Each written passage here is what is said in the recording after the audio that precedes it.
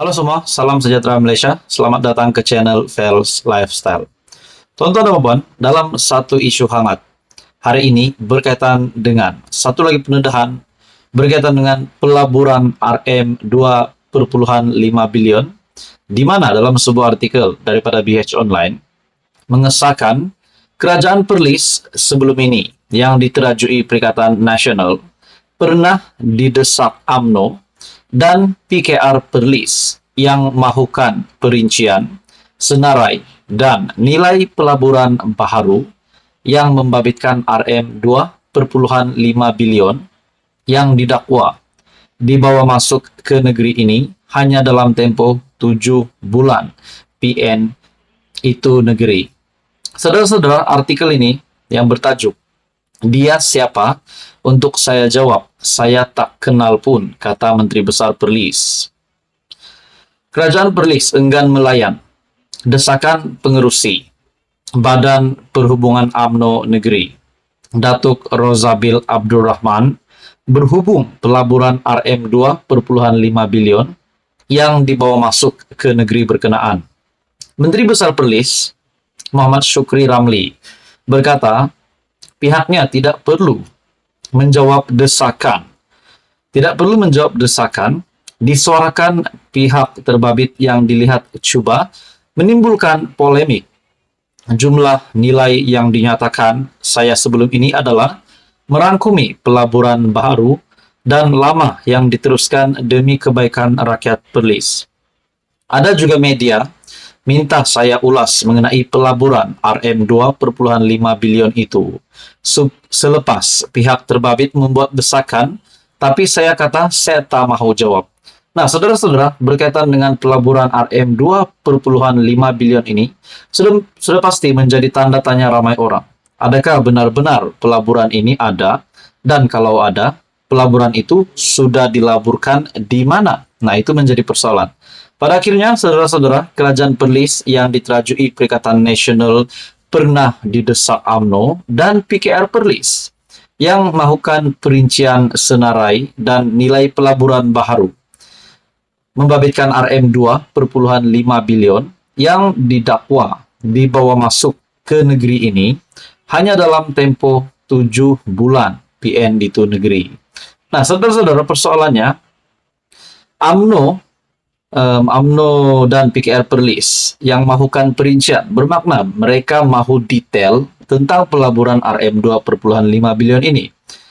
Jadi pemahaman saya, saudara-saudara, secara pribadi pendapat saya, sudah semestinya kepimpinan kepimpinan UMNO dan kepimpinan Perlis, PKR Perlis mahu mengetahui kemana pelaburan RM2,5 bilion ini, dan sudah pasti takut disalahgunakan. Nah, saudara-saudara, apa komen Anda? Dalam artikel ini daripada biharian.com, ini berkaitan dengan pelaburan RM2,5 bilion yang dibawa masuk ke Perlis. Akhirnya kerajaan Perlis enggan melayan desakan pengerusi Badan Perhubungan UMNO Negeri, Datuk Rozabil Abdul Rahman, berhubung pelaburan RM2,5 bilion ini. Menteri Besar Perlis sendiri membuat pendedahan. Muhammad Shukri Ramli berkata, pihaknya tidak perlu menjawab desakan disuarakan pihak terbabit yang dilihat cuba menimbulkan polemik. Nah, kalau tidak mahu menjawab, sekurang-kurangnya ada detail berkenaan dengan pelaburan RM2,5 bilion ini di negeri Perlis. Saudara-saudara, apa komen Anda? Teruskan bersama di dalam channel ini untuk info yang seterusnya. Mohon bantu channel ini dengan menekan butang like, share, dan subscribe. Hai semua, salam sejahtera Malaysia. Tuan-tuan dan puan, selamat datang ke channel Vels Lifestyle. Di samping kita digemparkan dengan isu ataupun berita yang hangat tentang pilihan raya negeri, terdapat satu lagi isu yang menarik minat ramai orang, di mana ini adalah berkaitan dengan berdepan penjara ataupun jail selama 34 tahun. Sudah pasti sesiapa saja pemimpin maupun rakyat Malaysia dan sesiapa saja yang bersalah bakal menerima hukuman. Ini pasti satu tangkapan ataupun satu keputusan jail 34 tahun yang mengejutkan ramai kepimpinan di seluruh Malaysia, tidak kira dari kepimpinan kerajaan, dari pembangkang. Dalam satu artikel mengesahkan daripada Cosmo.com, bekas pemain Liga Super berdepan jel 34 tahun. Seorang bekas pemain bola sepak Liga Super didakwa atas 3 pertuduhan membabitkan kes pecah masuk rumah dan menyimpan harta curi di Mahkamah Magistrate di sini hari ini. Artikel ini pada 30 Julai. Seorang bekas pemain bola sepak Liga Super didakwa atas 3 pertuduhan membabitkan kes pecah masuk rumah dan menyimpan harta curi di Mahkamah Magistrate. Tertuduh Muhammad Azini Taib, berumur 33 tahun, mengaku tidak bersalah selepas pertuduhan terhadapnya dibacakan di hadapan Magistrate Nur Azwin Abdul Muati. Muhammad Azini didakwa bersama 2 lagi rakannya yang masih bebas memecah masuk sebuah rumah di Taman Benut Utama, Benut, pada pukul 12.05 tengah hari, 8 Jun lalu. Lelaki itu juga didakwa bersama 2 rakannya, Muhammad Hairul Hafiz Muzaren, berumur 24 tahun, dan Khairul Akmal Zainul Abidin, 31 tahun, memecah sebuah rumah di Taman Cendana, Benut untuk mencuri pada pukul 1.15 tengah hari, 3 Julai lalu. Kedua-dua pertuduhan ini dikemukakan mengikut Seksyen 457 Kanun Keseksaan yang membawa hukuman penjara sehingga 14 tahun dan denda atau sebatan. Bagi pertuduhan ketiga, Muhammad Azini dituduh menyimpan sebuah telepon bimbit jenama Oppo E5 berwarna putih milik mangsa rumah yang dipecah masuk. Kesalahan dilakukannya di Jeti Nelayan Ayer Baloi pada pukul 4.30 petang pada 3 Julai lalu. Pertuduhan dilakukan mengikut Seksyen 411 Kanun Keseksaan yang membawa hukuman penjara sehingga 5 tahun atau denda atau kedua-duanya. Pendakwaan dikendalikan Timbalan Pendakwa Raya Nur Ezati Zaini, manakala ketiga-tiga tertuduh tidak diwakili peguam bela. Terdahulu Magistrate Nur Azwin membenarkan jaminan RM5.000 bagi setiap pertuduhan dengan seorang penjamin dan mereka diarahkan melapor diri di balai polis terdekat setiap bulan sehingga kes selesai. Mahkamah menetapkan 30 Ogos depan untuk sebutan semula kes dan serahan dokumen. Bagi saya ini satu tangkapan yang mengejutkan, satu keputusan mahkamah yang pasti mengejutkan ramai. Mungkin bagi saya mengejutkan kepimpinan politik di Malaysia. Apa komen Anda tuan-tuan dan puan? Teruskan bersama di dalam channel ini untuk info yang seterusnya. Mohon bantu channel ini dengan menekan butang like, share, dan subscribe.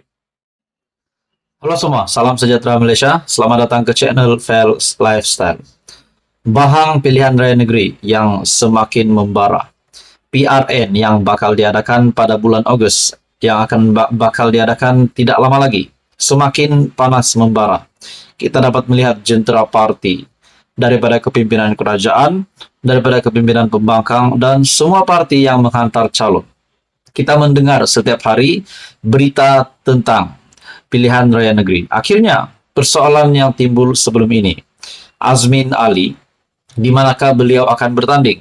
Akhirnya sudah terjawab selepas pencalonan pada 29 Julai, di mana kerusi Dewan Undangan Negeri DUN Hulu Kelang yang akan menyaksikan pertandingan 1 lawan 1 di antara Datuk Seri Muhammad Azmin Ali yang mewakili Perikatan Nasional. Dan yang menariknya, saudara-saudara, lawan bagi Azmin Ali di DUN Hulu Kelang ini adalah bekas anak didiknya sendiri, yaitu Juwairia Zulkifli dari Pakatan Harapan. Nah, saudara-saudara, bagi saya ini salah satu kerusi yang panas, di mana Azmin Ali yang memang salah satu pemimpin terkenal di Malaysia, akhirnya akan bertanding di Hulu Kelang.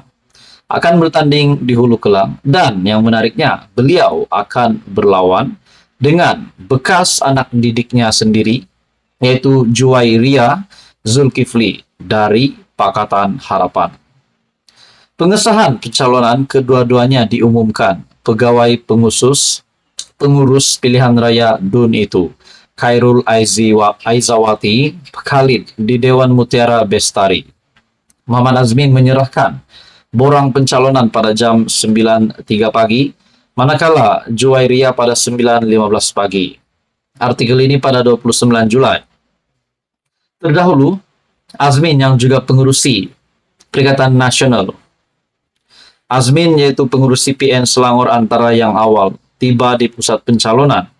Kumpulan penyokong Muhammad Azmin diketuai pengurus CPN Tan Sri Muhyiddin Yassin dan ahli Parlimen Arau Datuk Seri Syahidan Kasim bersama sekitar 500 penyokong.